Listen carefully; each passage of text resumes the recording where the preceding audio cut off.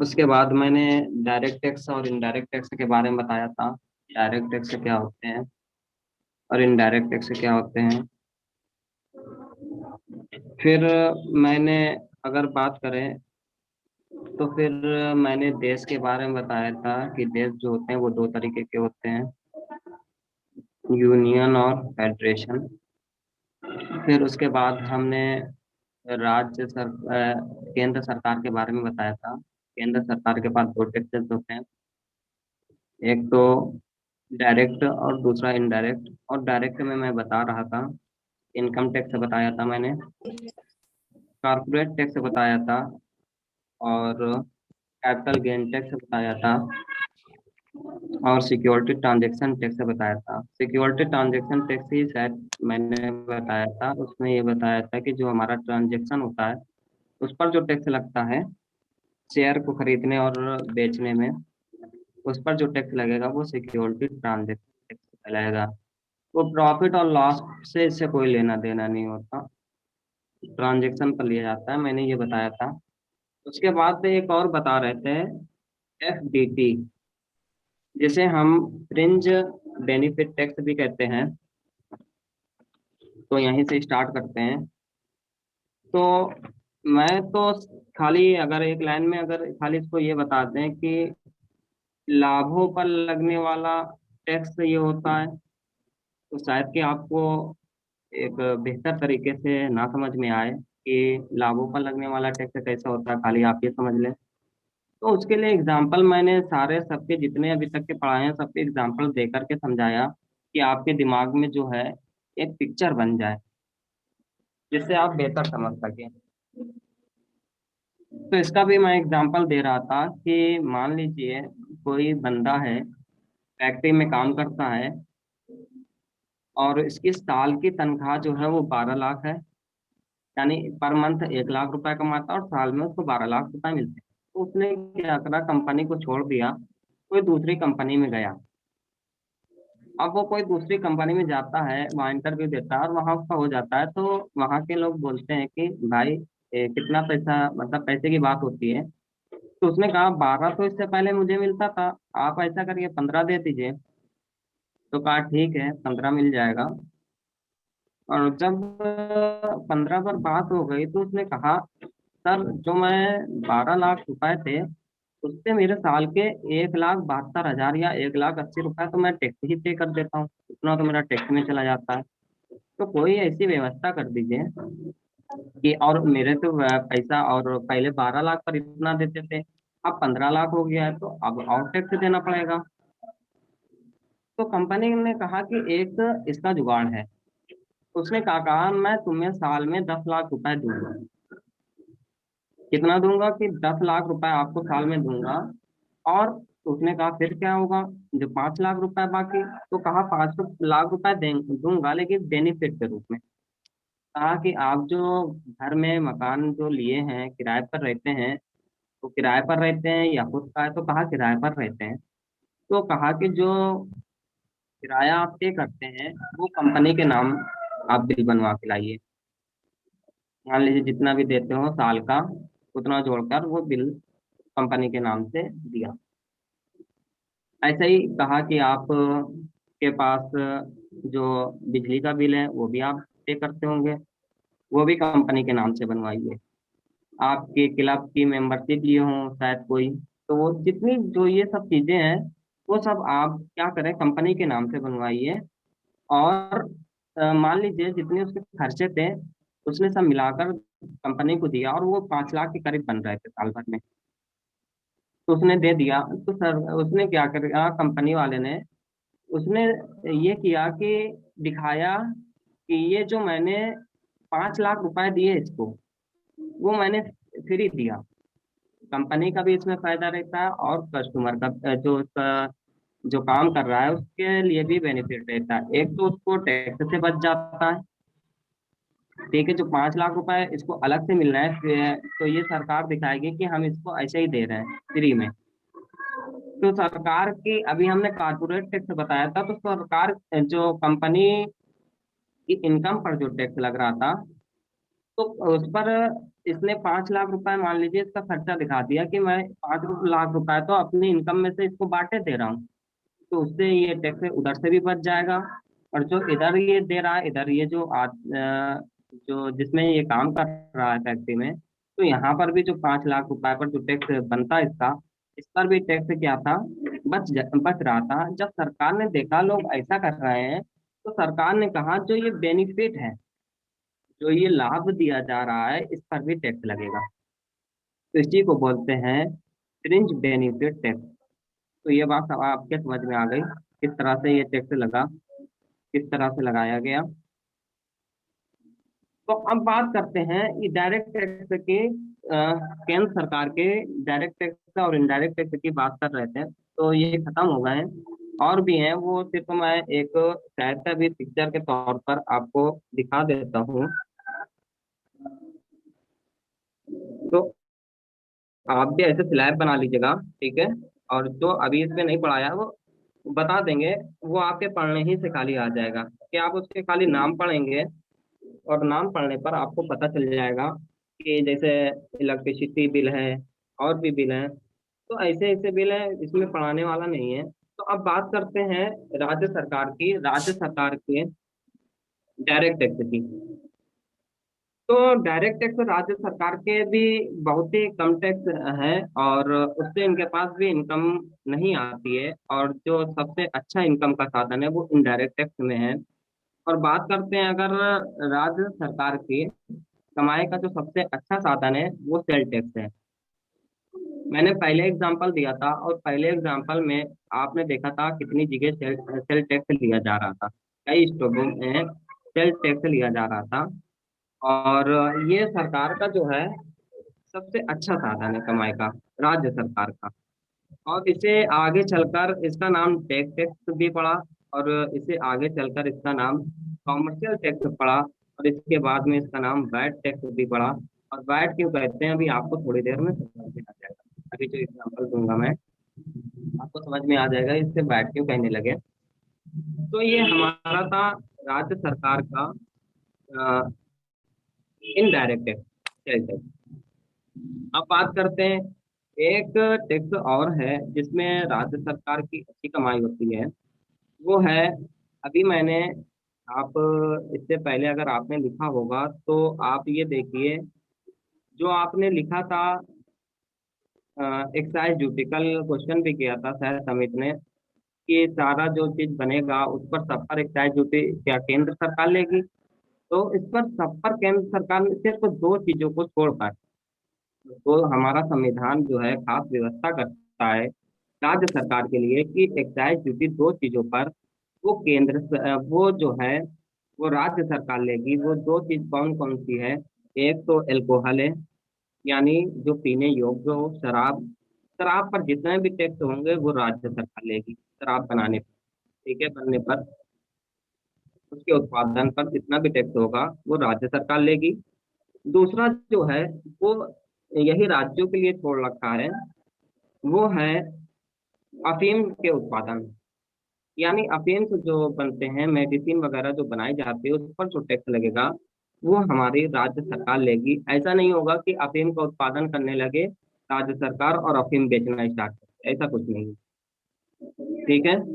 तो ये हमारे राज्य सरकार के इनकम के साधन है, तो सबसे बड़े। और अगर हम टैक्स की बात करें, जो हमारा टैक्स कलेक्शन था, टैक्स जो, अब हम बात कर रहे हैं कि हमारे देश में जो टैक्स का कलेक्शन हो रहा था उसमें क्या दिक्कतें आ रही थी, जिसकी वजह से हमें जीएसटी की ओर बढ़ना पड़ा। तो वो जो दिक्कत थी वो कैस्केडिंग इफेक्ट की थी। और ये कैस्केडिंग इफेक्ट क्या है, ये अभी मैं एक एग्जांपल देकर समझाता हूँ, शायद कि अगर आप ये बेहतर तरीके से अगर आप समझ जाते हैं, तो मैं एग्जांपल दूंगा लिख करके, आपको समझाऊंगा, और इसको ध्यान से समझिएगा। अगर आप ये समझ गए तो आप जीएसटी बिल्कुल आराम से समझ जाएंगे, ये समझ लीजिए एकदम हलवा हो जाएगी आपके लिए, ठीक है। तो ये मैं आपको अभी बताने जा रहा हूँ। उससे पहले आप ये समझ लीजिए, कैस्केडिंग इफेक्ट मैंने बताया, और जिस सिस्टम पर हम काम कर रहे थे उसे हम कहते हैं सिंगल पॉइंट टैक्स कलेक्शन। क्या कहते हैं?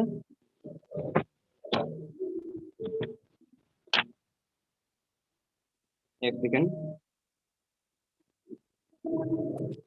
आप लोग को ये दिख रहा है टॉपिक? जो हम लोग काम कर रहे थे वो हम कर रहे थे सिंगल पॉइंट टैक्स कलेक्शन। अभी तक के जितने भी हम टैक्स वसूल रहे थे वो सिंगल पॉइंट टैक्स कलेक्शन पर ही वसूल रहे थे। तो ये सिंगल पॉइंट टैक्स कलेक्शन क्या है, इसको आप कैसे से समझिएगा, उसके बाद वैट समझाएंगे, उसको भी कैसे से समझ लेंगे तो जीएसटी आपको शायद ही समझ में आता है बेहतर तरीके से। तो अभी ये सिंगल पॉइंट टैक्स कलेक्शन क्या है कि जो हम टैक्स वसूल रहे थे वो कई स्लैबों में वसूल रहे थे। आपने पहला एग्जांपल जो मैंने दिया था उसमें देखा था कई स्लैब थे। रॉ मटेरियल था, उसको बेचने पे टैक्स लगा, फिर प्रोडक्शन हुआ उसको बेचने में टैक्स लगा, फिर होलसेलर के पास आया उस पर सेल टैक्स लगा, फिर खुदरा विक्रेता के पास आया उस पर सेल टैक्स लगा, यानी कई स्लैबों में टैक्स लग रहे थे। तो इसमें सिंगल पॉइंट टैक्स कलेक्शन में ये नहीं होगा। अगर आपने इस स्टेप पर टैक्स पे किया, मान लीजिए सेकेंड वाली स्टेप पर टैक्स पे किया, तो यहाँ का ये जो अधिकारी है ये नहीं पूछेगा कि आपने इससे पहले वाले में टैक्स पे करा कि नहीं करा, या इसके बाद आपने टैक्स पे करेंगे या टैक्स पे किया जाएगा कि नहीं पे किया जाएगा, इनसे कोई लेना देना नहीं होता। इसी को सिंगल पॉइंट टैक्स कलेक्ट करते हैं। और ये क्या होता है इसको अभी मैं समझाता हूँ। तो एक बात ये बताइए, आप लोग को कोई दिख ही नहीं रही, जैसे लगता है हम रेडियो में पढ़ा रहे हैं, सब गायब हो गए। नहीं सुन रहे हैं। सुन तो रहे हैं, वो तो हमें भी पता है।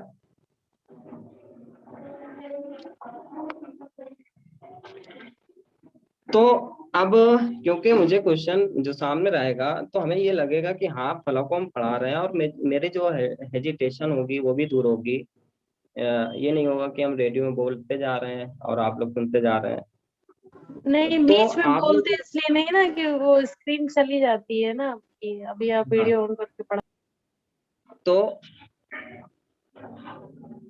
हाँ ठीक है रमता दीदी।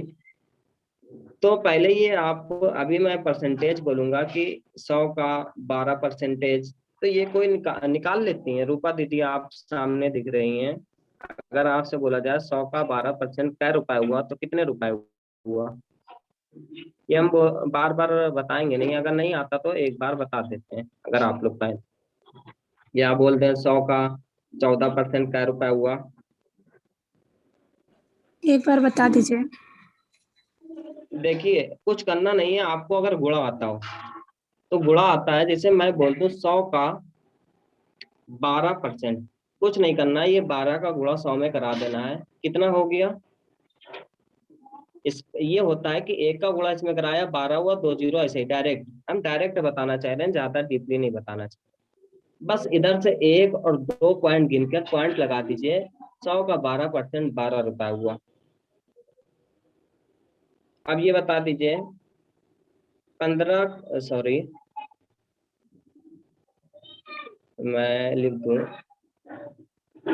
700 का 10% कितना हुआ?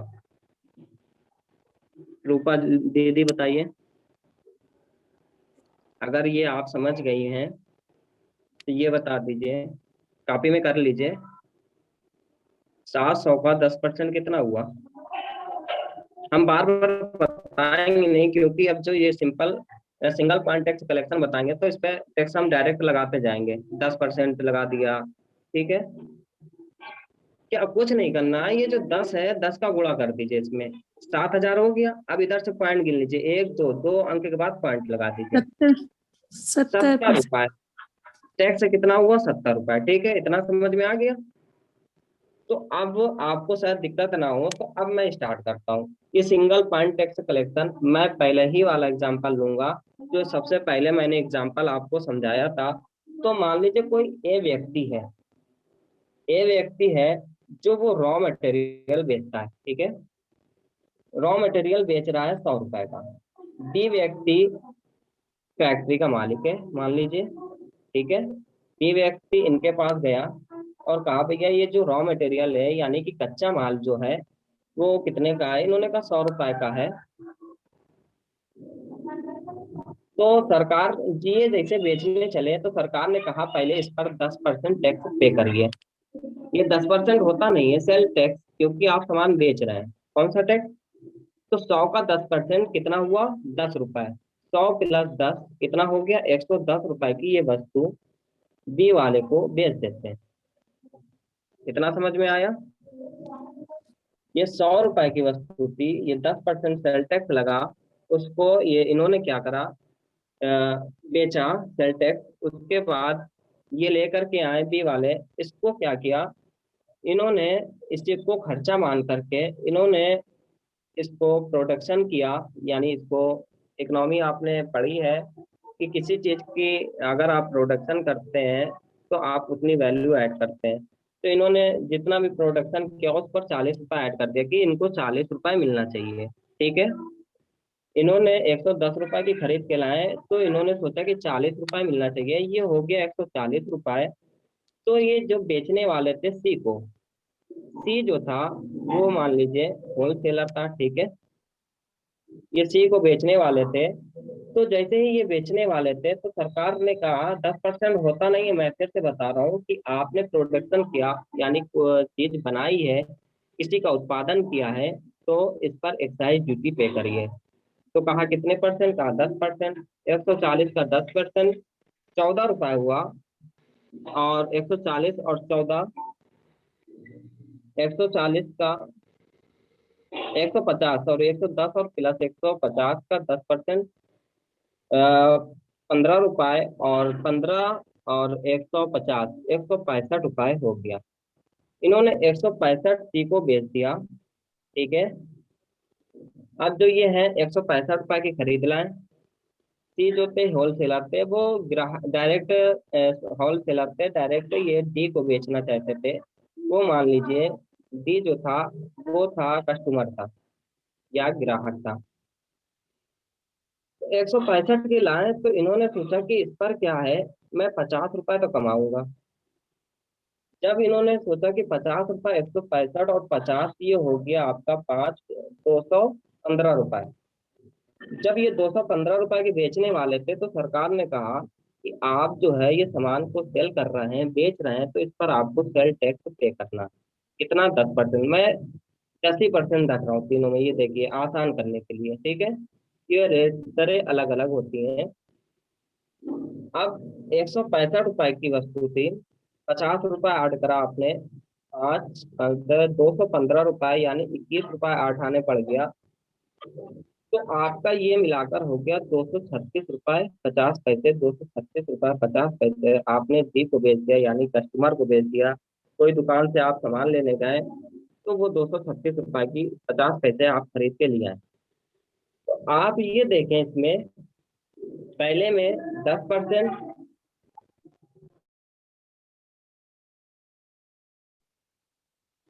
पहले में 10% टैक्स लगा यानी सरकार को इसने कितना पे किया? 10 रुपए पे किया। दूसरे में 150 में इसने कितना पे किया? 15 रुपए पे किया। तीसरे में इसने 21.5 रुपए सरकार को पे किया। टोटल 5 है 46 रुपए 50 पैसे सरकार को पे किए गए। ये सिंगल पॉइंट टैक्स कलेक्शन ऐसे वसूला जाता था पहले। इसमें कैस्केडिंग इफेक्ट कहाँ पर हो रही है वो अभी मैं बताता हूँ। पहले इससे पहले एक चीज और समझ लीजिए कि अगर मान लीजिए ये होलसेलर था, इस पर एक्साइज ड्यूटी लगी। ठीक है, और इसने पहले वाले व्यक्ति से मान लीजिए टैक्स नहीं पे किया, पहले वाले व्यक्ति से कहा ऐसे ही दे दो चुप्पे, सरकार की नजर में ना दिखाइए, ऐसे ही चुप्पे मान लीजिए बचा करके वो 100 रुपए की वस्तु लिया था। और यहाँ पर जो ऑफिसर था, ये जो एक्साइज ड्यूटी लिया, वो करेक्ट नहीं था। मान लीजिए वो करेक्ट नहीं था, वो टैक्स लेकर मानता है, तो यहाँ पर उसने टैक्स पे किया। 100 रुपए प्लस 40 रुपए ऐड करके 140 रुपए होता, फिर जो टैक्स पे किया यहाँ पर वैल्यू बनती। तो ये ऑफिसर जो था वो करेक्ट नहीं था। मैं ये समझाना चाह रहा था यहाँ पर कि ये ऑफिसर यहाँ पर ये नहीं पूछेगा कि आपने इससे पहले वाले में जो आप ये सामान लेकर के आए इस पर टैक्स पे किया या नहीं पे किया, या इसके बाद जो है आप जो है इसके बाद टैक्स पे किया जाएगा कि नहीं पे किया जाएगा, या सी वाला जो है वो आगे टैक्स पे करेगा कि नहीं पे करेगा, सरकार की नज़र से बचाकर ऐसे ही बेच देगा, इनसे कोई लेना देना नहीं होता। तो ये सिस्टम पर जब हम लोग काम कर रहे थे, एक तो ये था सिंपल पॉइंट टैक्स कलेक्शन, दूसरा था कैस्केडिंग इफेक्ट। अब ये कैस्केडिंग इफेक्ट क्या है, इसको भी समझ लीजिए। ये कैस्केडिंग इफेक्ट ये होता है जब टैक्स के ऊपर टैक्स लिया जाता है। ये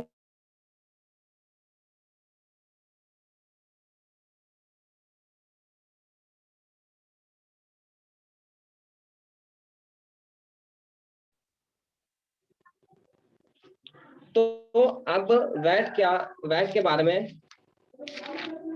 वैल्यू एडिड टैक्स बोलते हैं। वैट जो है जीएसटी, वैट और जीएसटी एक चीज नहीं है, पहले ये समझ लीजिए। जो वैट है हमारा और जो जीएसटी है वो एक चीज नहीं है। और जीएसटी, वैट जो है जीएसटी का पूर्ववर्ती है, मतलब यह है बिना वैट के जीएसटी नहीं आ सकता। लेकिन वैट जीएसटी आगे चलकर बन जाए ऐसा भी जरूरी नहीं है कि वैट चल रहा है वैट ही जीएसटी बन गया, ऐसा भी नहीं है। कई देशों में जो है वैट चल रहा है और जीएसटी नहीं चल रहा है। लेकिन अगर आपको जीएसटी लाना है तो वैट को लाना पड़ेगा। अगर बात करें कि सबसे पहले दुनिया में 1954 में फ्रांस में स्टार्ट किया वैट को, और 1970 से 80 के दशक की बात करें तो सारा यूरोप यानी 96% यूरोप जो है वो वैट पर चल रहे थे। यहाँ तक कि अफ्रीका के देश जो हैं वो 90% देश जो थे वो भी वैट पर चल रहे थे। और अगर बात करी जाए कि ये वैट कैसे काम करता है, तो अब मैं आपको बताता हूँ कि ये वैट प्रिंसिपल कैसे काम करता है और इस पर टैक्स कैसे लिया जाता है। इसको आप ध्यान से समझिएगा, इससे बहुत डिफरेंट है। ये समझ लिए, एक स्टेप अगर आप ध्यान से नहीं समझेंगे इसमें कंफ्यूजन हो सकती है।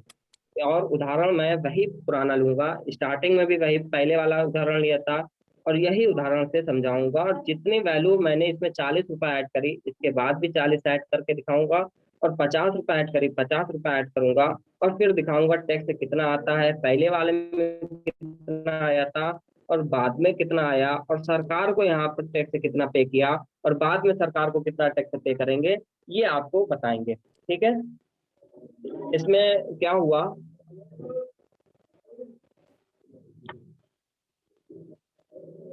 तो वैट की बात कर रहे थे।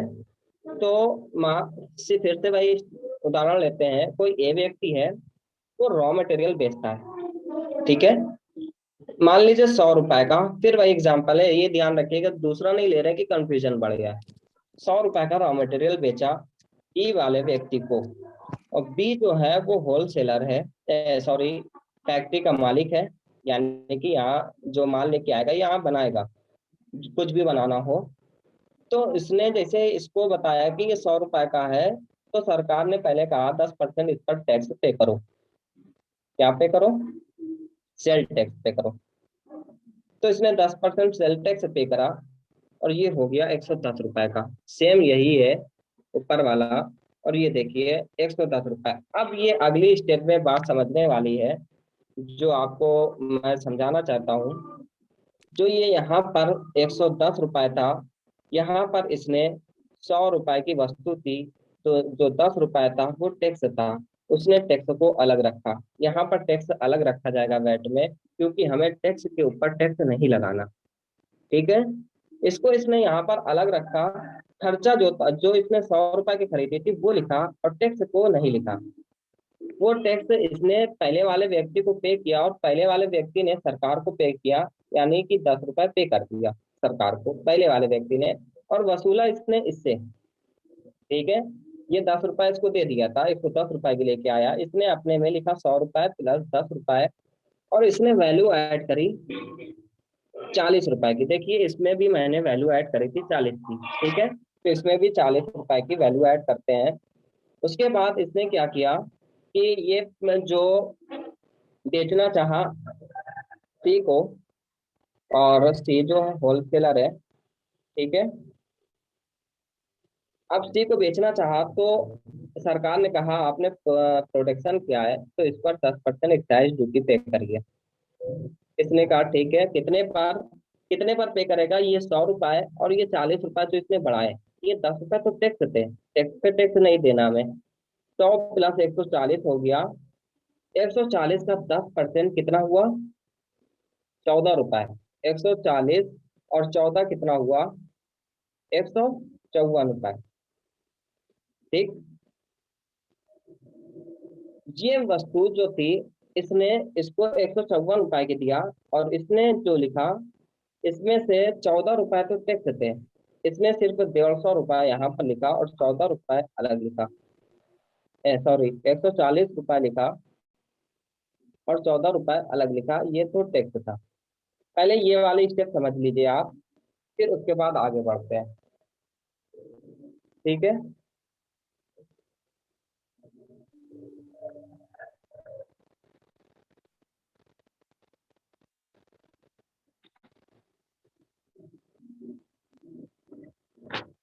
एक सेकेंड।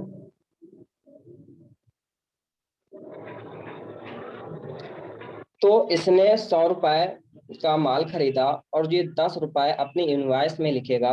एक इनवॉइस भरी जाती है, उसमें अपनी इनवॉइस में लिखेगा, क्या लिखेगा, जो ये 10 रुपए है वो है input tax credit. Input tax credit है, आपने सुना होगा इनपुट टैक्स क्रेडिट, तो ये यही है कि इनपुट टैक्स क्रेडिट क्या है। यानी इनपुट टैक्स क्रेडिट क्या है, यानी कि मैंने खरीदा था ये वस्तु 100 रुपए की और इससे 110 रुपए की, लेकिन जो 10 रुपए है पिछले वाले व्यक्ति ने टैक्स के रूप में सरकार को चुका रखा है। ये देखिए यहाँ पर मैंने दिखा दिया है। तो इसका मतलब ये हुआ, इसने जो इनवॉइस में दिखाया इनपुट टैक्स क्रेडिट दिखाया, ये 10 रुपए जो है वो इनपुट टैक्स क्रेडिट है। और 40 रुपए इसने वैल्यू एडिशन किया। 40 रुपए वैल्यू एडिशन किया तो टोटल मेरा यहाँ पर जो टैक्स बनता है 154 रुपए। ठीक है, 10% टैक्स दे करके 154 रुपए बन जाता है। तो जब ये टैक्स सरकार को चुकाने जाएगा, बी व्यक्ति सरकार को जब ये टैक्स चुकाएगा, तो क्या वो 14 रुपए सरकार को टैक्स देगा, क्योंकि इसका 14 रुपए बनाना, यहाँ पर मैंने निकाला था 140 का 10% 14 रुपए। तो इसको 14 रुपए नहीं पे करना, सिर्फ इसको जो है 4 रुपए सरकार को पे करेगा। क्यों 4 रुपए पे करेगा, क्योंकि ये 10 रुपए अपने इस पे दिखाएगा कि मैं 10 रुपए पहले पे कर चुका हूँ, और 14 रुपए अभी का टैक्स बना। और यही वैट होता है। वैट क्या होता है कि आउटपुट टैक्स लाइबिलिटी और इनपुट टैक्स क्रेडिट मैनेज कर देते हैं। Output tax credit minus input tax credit, यानी जो इसका 14 रुपए बना और जो यहाँ पर 10 रुपए ये पहले इनवाइस में पे कर चुका, इनपुट टैक्स क्रेडिट पे कर चुका था, वो घटा देंगे। जब ये घटाएंगे तो ये सिर्फ और सिर्फ 4 रुपए सरकार को पे करेगा। तो यहाँ पर पहली स्टेप में 10 रुपए सरकार को पे किया। दूसरी स्टेप में सेकेंड वाले ने सिर्फ और सिर्फ 4 रुपए पे किए, ना कि 14 रुपए। यहाँ पर बन रहे थे 14 रुपए, ऐड किया इसमें 14 रुपए, लेकिन सरकार को जब देगा तो वो सिर्फ और सिर्फ 4 रुपए देगा। ये समझ में आया कि नहीं, ये अगर आप समझ गए तो आगे आपको शायद की बेहतर समझ में आए। ये नहीं आ समझ गया। में आप, जो इसमें समझना है, ये चीज समझना है। इसमें भी कंफ्यूजन अभी लोगों को हो जाएगी जब आगे बताएंगे, तो कंफ्यूजन नहीं रखना है। इसमें वैट का मतलब ही होता है जो आउटपुट जो होता है और इनपुट जो है वो घटा देते हैं। तो 10 रुपए जो था इसमें 14 रुपए इसके बन रहे थे, घटाकर सरकार को सिर्फ और सिर्फ 4 रुपए पे करेगा, ना कि 14 रुपए। अगली बार जब ये 154 रुपए बना, 154 में 140 रुपए तो इसको मिलने वाला था, लेकिन 140 पर 10% टैक्स हो गया था, तो 154 की पड़ी, तो इसने टैक्स के रूप में 14 रुपए लिख लिया अपनी इनवॉइस में। ठीक है। लिखने के बाद इसने कहा मुझे तो 50 रुपए मिलना चाहिए। देखिए यहाँ पर मैंने 50 रुपए बढ़ाया था। ठीक है। तो यहाँ पर भी इसने सोचा कि 50 रुपए, क्योंकि ये किराया देता है, ये बिजली का बिल देता है, तो इसने 50 रुपए वैल्यू ऐड करी और 50 रुपए वैल्यू ऐड करने पर जैसे ही इसने सोचा बेचूं, तो सरकार ने कहा, समझाया भी यहाँ तक के सी वाली स्टेप, और डी जो था वो ग्राहक था, ठीक है।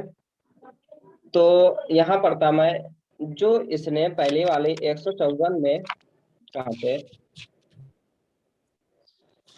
तो मैं ये समझा रहा था कि जो ये सरकार को टैक्स पे करेगा, वो सिर्फ और सिर्फ, लेकिन 14 रुपया निकला, सरकार को 14 रुपया नहीं पे करेगा, 10 रुपया यहाँ पर लेस कर दिए जाएंगे, और सिर्फ 4 रुपया पे करेगा। पहले स्टेप में 10 रुपया पे किए गए, दूसरी स्टेप में 4 रुपया पे किए गए, अब तीसरी स्टेप में इसने 50 रुपया वैल्यू एडिशन किया, 10% सेल टैक्स लगा, 10% 140 और 50 190 हो गया, 190 का 10% 19 रुपए, और 209 रुपए। तो ये जो वस्तु बेचेगा 209 रुपए की, किसको बेच देगा? डी वाले को। तो आप डिफरेंट देखिए, जो ग्राहक को वस्तु पहले वाले में ग्राहक को वस्तु मिल रही थी, वो 236 रुपए 50 पैसे की मिल रही थी, और जब वैट आया, तो वैट में यही वस्तु 209 रुपए की वस्तु पड़ गई। लोगों को वस्तु सस्ती पड़ने लगी, और सरकार का कलेक्शन तो कम हुआ।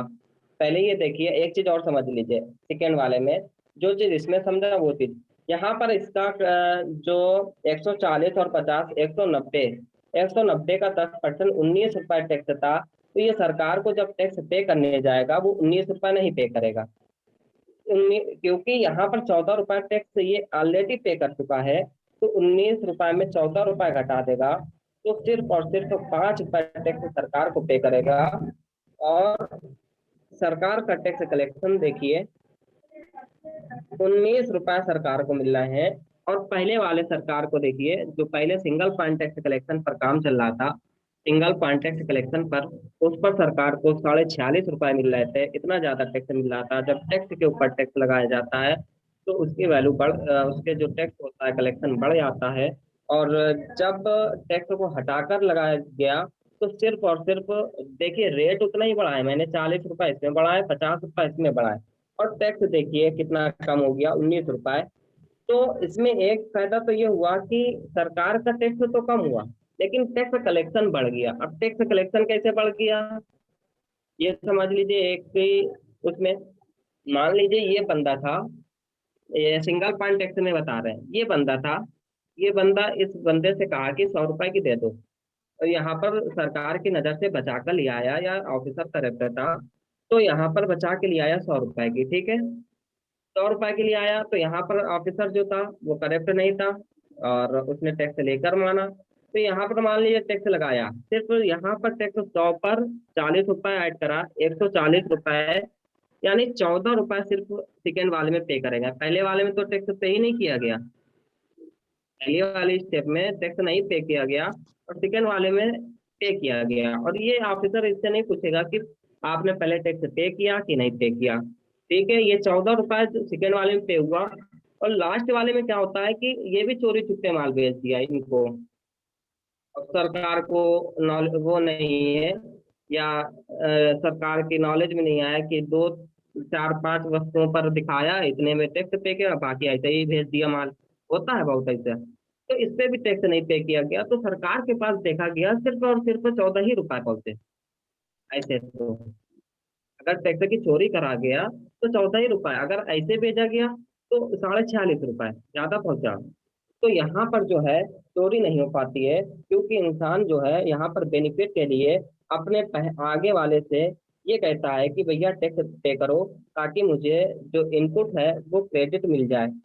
क्योंकि अगर ये यहाँ पर 14 रुपए टैक्स पे कर रहा है, तो इसको ये लगेगा कि मेरा 14 रुपए चला जाएगा, तो ये अपने पहले वाले से कहेगा भैया पहले टैक्स पे कर दो, फिर मैं, क्योंकि मुझे भी टैक्स पे करना है, सरकार को देना है, तो क्योंकि इसको क्रेडिट मिल जाएगा, 10 रुपए ये घट के सिर्फ और सिर्फ 4 रुपए पे करना पड़ेगा। तो इस वजह से ये चैन चेन ऐसी बनाई गई, जिसकी वजह से टैक्स का कलेक्शन तो, कलेक्शन बढ़ा, सरकार का टैक्स तो कम हुआ, लेकिन टैक्स का कलेक्शन बढ़ गया, जिससे कि सरकार की इनकम भी अच्छी हो गई।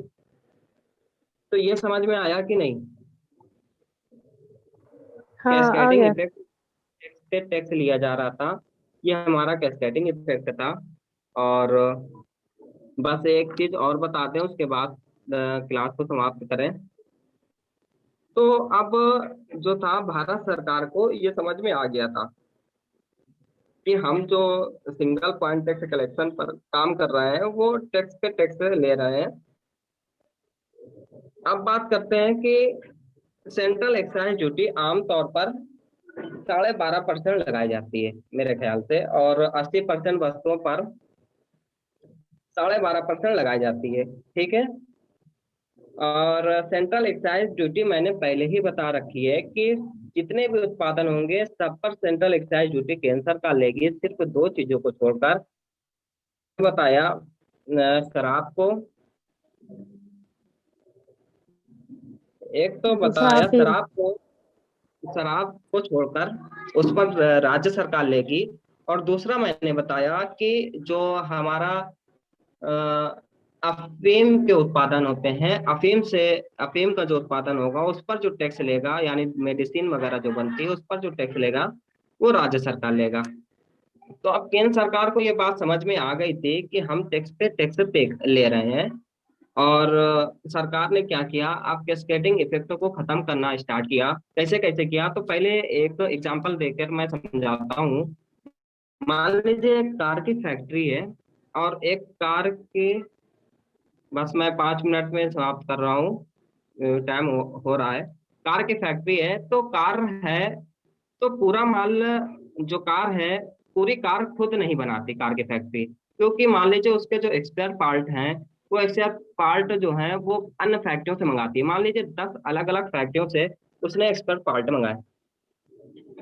कार की फैक्ट्री है, उसने 10 अलग अलग फैक्ट्रियों से कार के वो पार्ट्स मंगाए, सब पर 12.5%, 12.5%, 12.5%, 12.5% सब पर एक्साइज ड्यूटी, क्योंकि ये कार जो है होलसेल, जहाँ इसका उत्पादन होता है वहां से मंगाया होगा, तो सब पर 12.5% लगा।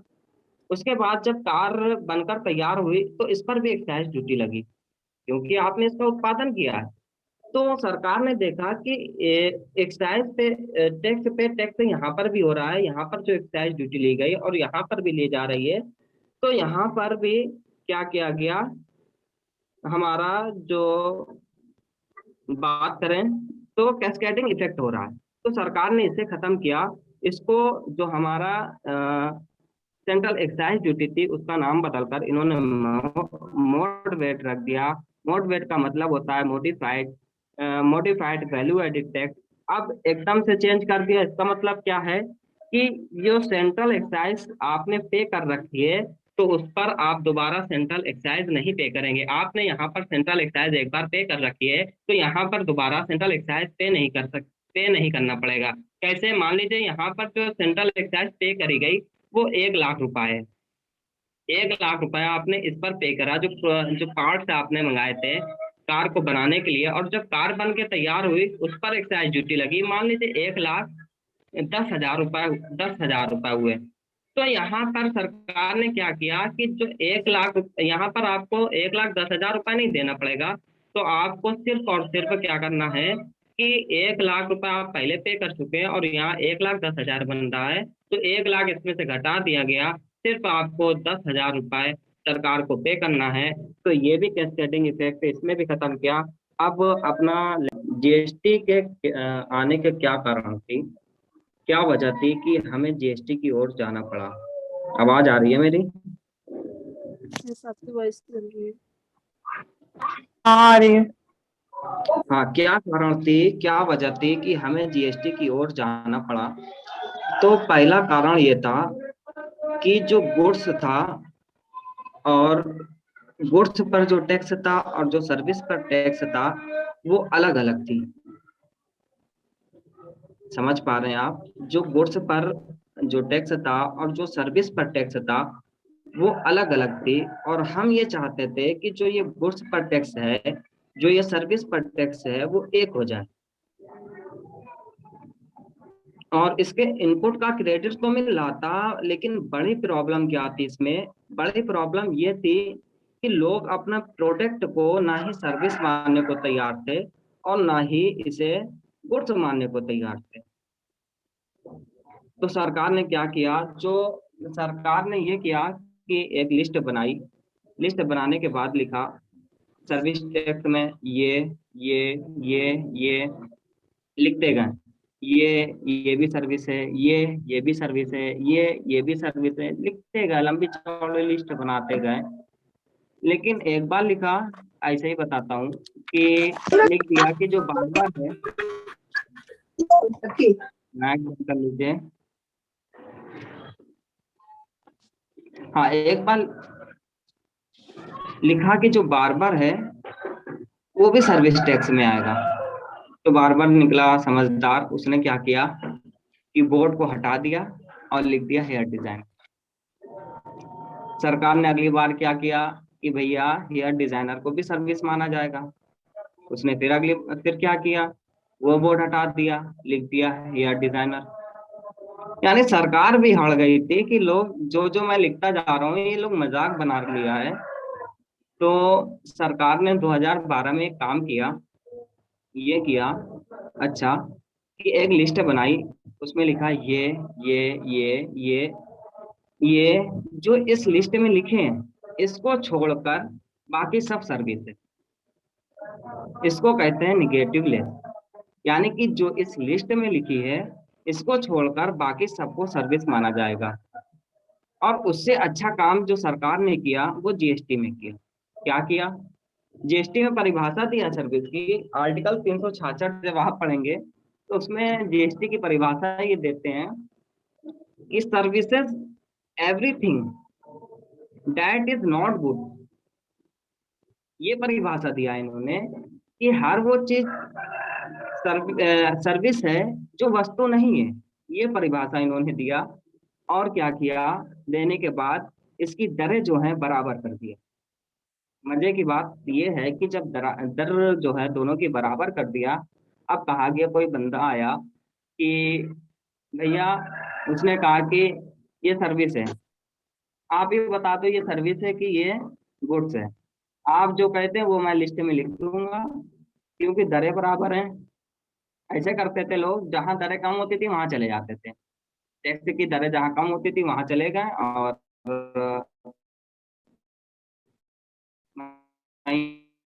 टैक्स पे करना बराबर कर दिया। और ये भी कर दिया कि जो ऐसी कोई चीज है नहीं जो सर्विस और वस्तु हो ना, तो दरें भी बराबर कर दिया। तो इसमें ये करा कि अब आप ही बता दीजिए ये क्या चीज है, ये वस्तु है कि ये गुड्स है, और दरें बराबर हैं, आप जो चाहें वो लिखा लीजिए।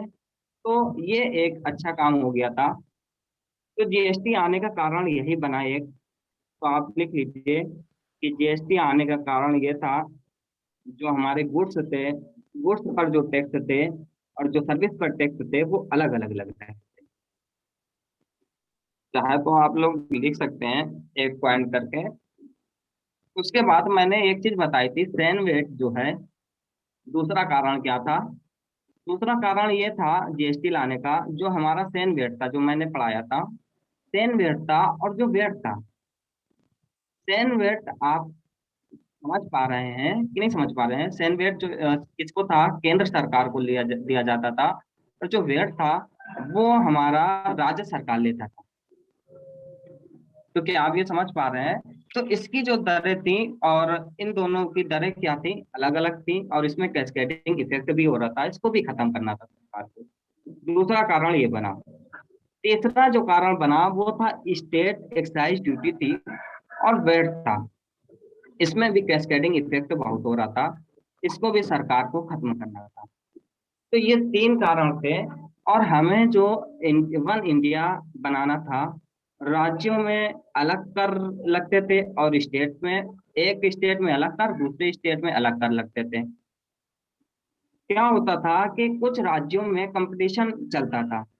जैसे मान लीजिए मैं, कोई बंदा है उसको बाइक खरीदनी है, और मान लीजिए राजस्थान की सरकार है, उसने अपने जो मोटरसाइकिल है उस पर 1% जो है टैक्स कम कर दिया मोटरसाइकिल पर। तो क्या होगा, जो वो बंदा है वो क्या करेगा कि वो सोचेगा कि मैं जो ये बाइक है वो गुड़गांव जाकर खरीद लेता हूँ। मेट्रो में यहाँ से बैठूंगा, गुड़गांव जाऊंगा, वहां बैग खरीद लूंगा और वहां से चला कर आ जाऊंगा। 4 या 4 हजार या 2 हजार रुपए बच जाते हैं तो क्या बुरी बात है। तो जो आपस में जो है क्या होता था, एक दूसरे पर कंपटीशन करते थे कि 1% दर जो है वो घटा दिया तो हमारे जो आसपास के जो लोग हैं वो हमारे स्टेट में आकर के ले लेंगे। तो ये करते थे। तो अब ये बड़ी दिक्कत थी, इसको खत्म करना था, तो इस वजह से इसको खत्म किया गया। इसके बाद एक और दिक्कत थी जो थी चौथी, और वो क्या थी, एंट्री टैक्स। शायद मैंने नहीं पढ़ाया, एंट्री टैक्स और ऑक्ट्राई टैक्स। ये क्या होता है ये भी यही समझ लीजिए। एंट्री टैक्स, जैसे मान लीजिए एक ट्रक है, वो दिल्ली से कन्याकुमारी तक जा रहा है, माल भर के दिल्ली से कन्याकुमारी तक जाएगा।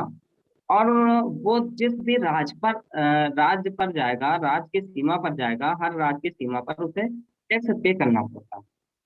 और जब उसे टैक्स पे करना पड़ता है हर राज्य की सीमा पर, तो क्या होगा कि आप खुद देखते होंगे कि आपने देखा होगा कि गाड़ियां क्या होती हैं, कार क्या होती हैं, निकल जाती हैं। और जो ट्रक होते हैं वो एक एक दिन खड़े रहते हैं।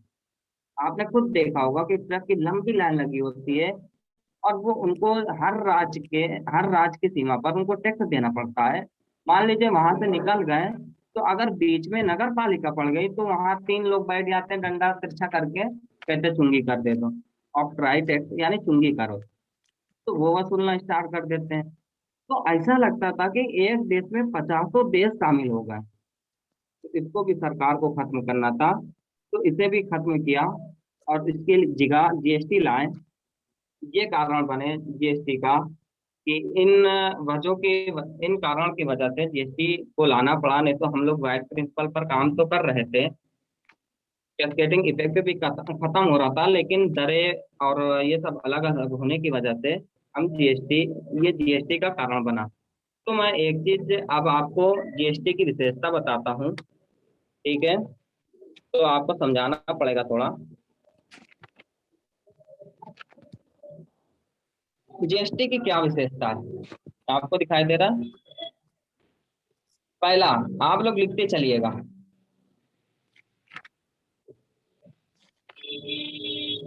ये कंप्रीहेंसिव टैक्स है, इसको हम व्यापक टैक्स भी बोलते हैं। दूसरा, ये मल्टी स्टेज टैक्स है। क्या है? मल्टी स्टेजेस टैक्स है। तीसरा, अगर बात करें टैक्स है। चौथा अगर बात करें, ये डेस्टिनेशन टैक्स है। ये 4 चीजों पर। अच्छा, एक चीज आप बताइए, रूपाई शर्मा दिख रही हैं, जीएसटी डायरेक्ट टैक्स है या इनडायरेक्ट टैक्स है?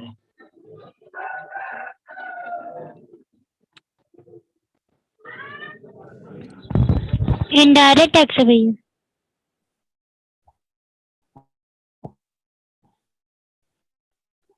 हेलो। हाँ, टैक्स है। आपको ये लगता है कि ये डायरेक्ट टैक्स में क्यों नहीं आया, इनडायरेक्ट टैक्स में क्यों आया? ऐसा तो कुछ नहीं लगता है। नहीं। अच्छा, ये इनडायरेक्ट टैक्स क्यों, ये डायरेक्ट टैक्स में क्यों नहीं आया? इस वजह से नहीं आया क्योंकि जो डायरेक्ट टैक्स था उसमें कैस्केडिंग इफेक्ट था ही नहीं। आप पर लगा और आपसे ही वसूल लिया गया। इसमें कैस्केडिंग इफेक्ट कहीं है ही नहीं, टैक्स पे टैक्स कहीं वसूला ही नहीं जा रहा। तो डायरेक्ट टैक्स में इसे आना भी नहीं था, इस वजह से ये इनडायरेक्ट टैक्स में आया। तो ये बात समझ में आई क्यों आया, क्योंकि जहां में कैस्केडिंग इफेक्ट को खत्म करना था। और कैस्केडिंग इफेक्ट जो है, बात समझ पा रहे हैं आप? हेलो। तो अब मैं आगे समझाता हूँ जो ये हमारा जीएसटी आया वो इनडायरेक्ट टैक्स था। ये कंप्रीहेंसिव टैक्स है जिसे हम हिंदी में व्यापक टैक्स भी बोल देते हैं। मल्टी स्टेज टैक्स है जिसे हम बहुचरणीय भी बोल देते हैं। वैल्यू एडिड टैक्स है और ये डेस्टिनेशन बेस्ड टैक्स है। इसमें से अब मैं आपको समझाऊंगा। पहला, ये कंप्रीहेंसिव टैक्स क्यों है? ये चारों जीएसटी के लिए फॉर्म वो है फॉर्म। हाँ, ये जीएसटी की विशेषता है। ये चारों के आधार पर जीएसटी काम करती है। ठीक है, अब ये कंप्रीहेंसिव है क्या? कहने का मतलब ये है कि ये बहुत सारे, आपने देखा होगा ये बहुत सारे टैक्स को मिलाकर बना है। बहुत सारे टैक्स को मिलाकर बना है और इसके लागू होते ही ये जो बहुत सारे टैक्स हैं वो सब खत्म हो जाते हैं, ये समाप्त हो जाते हैं। इसका मतलब समझ में आया? यानी कि ये कौन कौन से जो टैक्स हैं जो खत्म हो जाते हैं, वो यूनियन के अगर बताएं, यूनियन के कौन कौन से खत्म होते हैं और स्टेट के कौन कौन से खत्म होते हैं, तो आप लोग चाहे तो लिख लीजिएगा। यूनियन का जो पहला खत्म होता है वो सेंट्रल एक्साइज ड्यूटी खत्म होती है। एक बात यहाँ पर समझ लीजिए, जो मैं सेंट्रल एक्साइज ड्यूटी बोला वो आप ये ना समझिएगा ये सेंट्रल एक्साइज ड्यूटी पूरी रूप से खत्म हो गई है। जीएसटी के आने पर पूरी रूप से ये नहीं खत्म हुई है। यानी ये जीएसटी जिस जिस चीज में लगेगा, जिस जिस वस्तुओं पर जीएसटी लगेगा उस पर सेंट्रल एक्साइज ड्यूटी खत्म हुई है। कुछ चीजों ने अभी भी इसमें छोड़ रखी है, जैसे पेट्रोलियम को अभी भी छोड़ रखा है, उसमें सेंट्रल एक्साइज ड्यूटी लगाया जाएगा। ये आप मत समझिएगा कि ये पूर्ण रूप से सेंट्रल एक्साइज ड्यूटी खत्म हो गई है, कुछ चीजों पर अभी भी लगाया जाएगा। मैं फिर से कह रहा हूँ कि ये जो है सेंट्रल एक्साइज ड्यूटी पूर्ण रूप से नहीं समाप्त हुई है। कुछ चीजों पर अभी भी हुआ। सेंट्रल यूनियन का बता रहा हूं मैं, वो है additional custom duty. Additional custom duty जिसको समाप्त कर दिया गया, और इसी के साथ होता है काउंटर वैलिंग ड्यूटी। शायद हमने ये नहीं पढ़ाया है, ये कुछ नहीं होता है। ये जो दूसरे देश से जो हमारे देश में आता है उस पर जो एक्स्ट्रा चार्ज लगाते हैं, वो क्यों लगाते हैं वो बताएंगे शायद अगर मौका मिल जाएगा। तो तीसरा जो होता है, अगर हटाया गया, बात करें, ये तो हमारा एडिशनल कस्टम ड्यूटी, एक सर्विस टैक्स भी खत्म कर दिया गया, इसको भी समाप्त किया गया। उसके बाद additional custom duty, countervailing duty भी खत्म किया गया। उसके बाद एक होता है चौथा,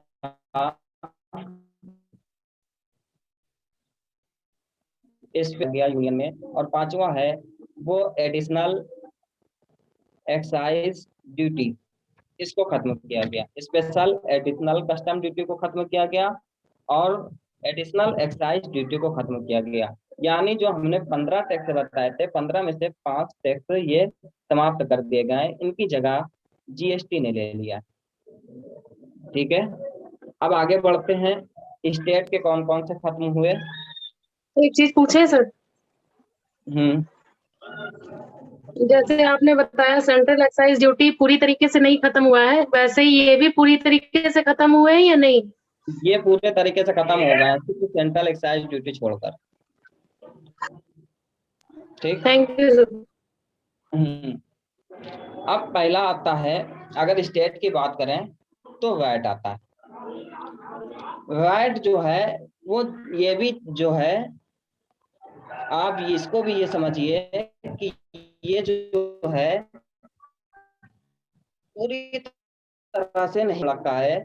जैसे शराब है, शराब में हाथ तक के नहीं लगाने दिया राज्यों ने, तो ये शराब के लिए भी छोड़ रखा है, और पेट्रोल के लिए भी छोड़ रखा है, इलेक्ट्रिसिटी बिल के लिए भी छोड़ रखा है। यानी ये सब पर जो है वैट लगाया जाएगा। ठीक है।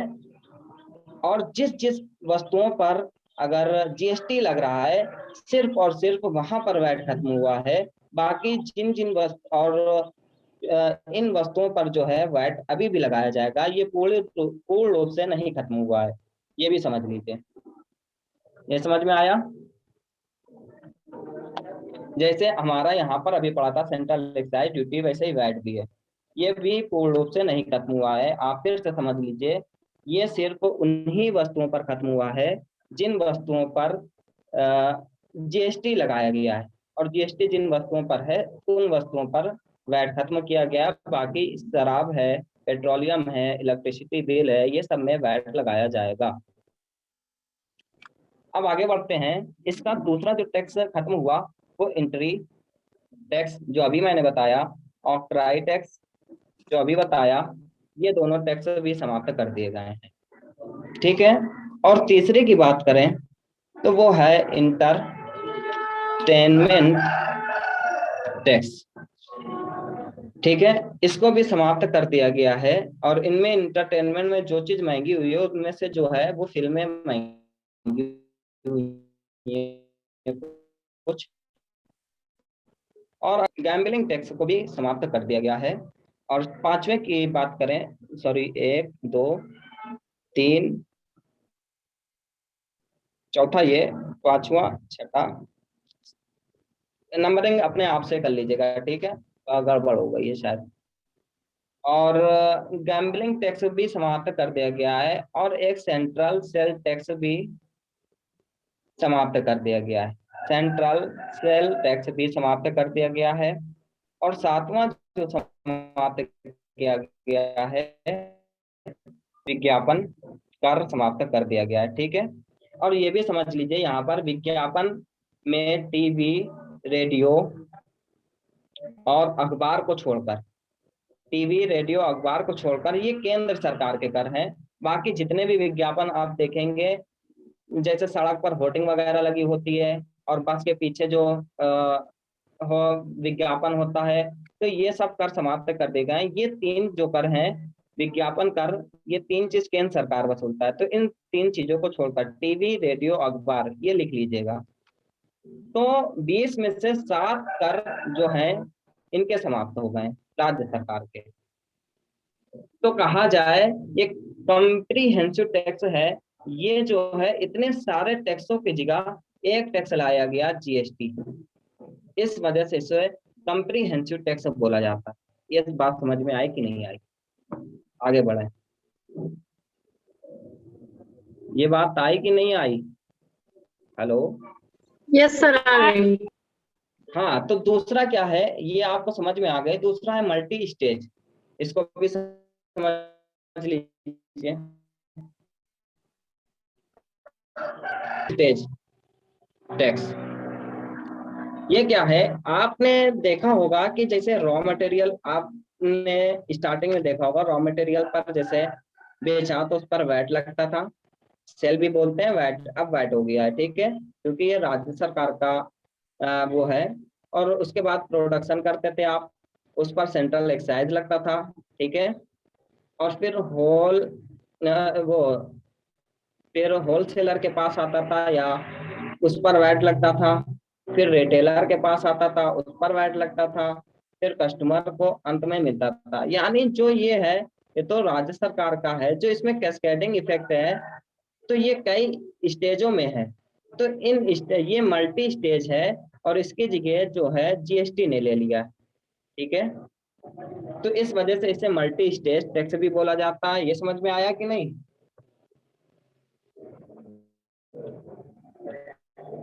उसके बाद इसको मैं बहुत बार समझा चुका हूँ, स्टार्टिंग से इसके कितने उदाहरण बताए हैं, तो इस वजह से ज्यादा नहीं बताया।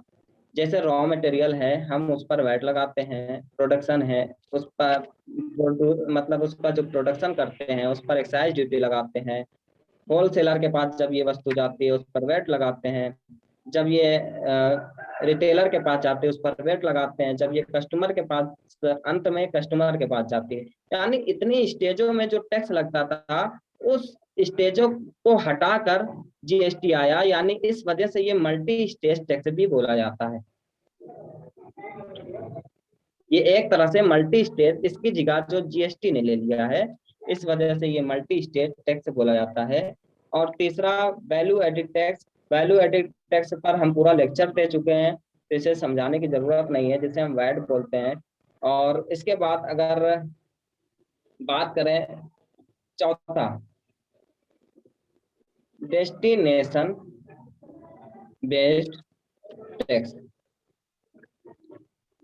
डेस्टिनेशन बेस्ड टैक्स की बात करें तो पहले ये समझ लीजिए, डेस्टिनेशन बेस जिन राज्यों की नींद उड़ा रखी थी, उनमें से एक राज्य था तमिलनाडु, दूसरा था गुजरात, तीसरा था पंजाब। यानी कि इन राज्यों को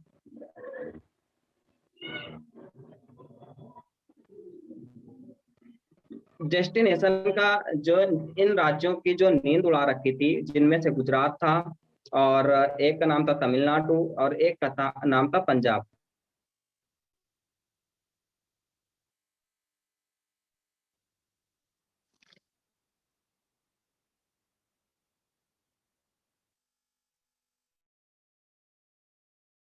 हेलो, कॉल आ गई थी।